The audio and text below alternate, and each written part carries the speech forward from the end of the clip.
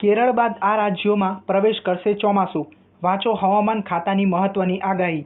દિલ્હી સહિત ઉત્તર પ્રદેશમાં ભીષણ ગરમી પડી રહી છે. અંગ દઝાડતી ગરમીને કારણે લોકો માટે ઘરની બહાર નીકળવું મુશ્કેલ બન્યું છે. ત્યારે હવે લોકોને કાળઝાળ ગરમીમાંથી રાહત મળી શકે છે. આ વખતે ચોમાસું કેરળમાં નિર્ધારિત સમય કરતાં 2 દિવસ પહેલા 30 મેના રોજ પહોંચ્યું હતું.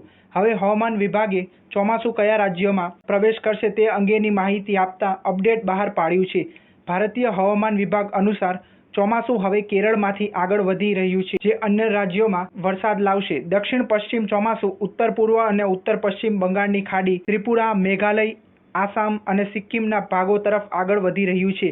તેમજ પશ્ચિમ બંગાળમાં ચોમાસું પહોંચી જશે તેવી સંભાવના છે. લક્ષદ્વીપ, કર્ણાટક, તમિલનાડુમાં દક્ષિણ પશ્ચિમ ચોમાસું આગળ વધવા માટે અનુકૂળ પરિસ્થિતિઓ છે. આ રાજ્યોમાં આગામી 1-2 દિવસમાં કમોસમી વરસાદની સંભાવના છે, જેથી લોકોને ગરમીથી રાહત મળશે. આગામી 1 કે 2 દિવસમાં ઉત્તર પશ્ચિમ, મધ્ય અને પૂર્વ ભારતમાં તાપમાનમાં ઘટાડો થશે, જ્યારે ઉત્તર પૂર્વ ભારતમાં 4-5 દિવસ દરમિયાન ભારેથી અતિ ભારે વરસાદની અપેક્ષા છે. સ્ટાર ન્યૂઝ 7 હંમેશા સચ્ચાઈની સાથે.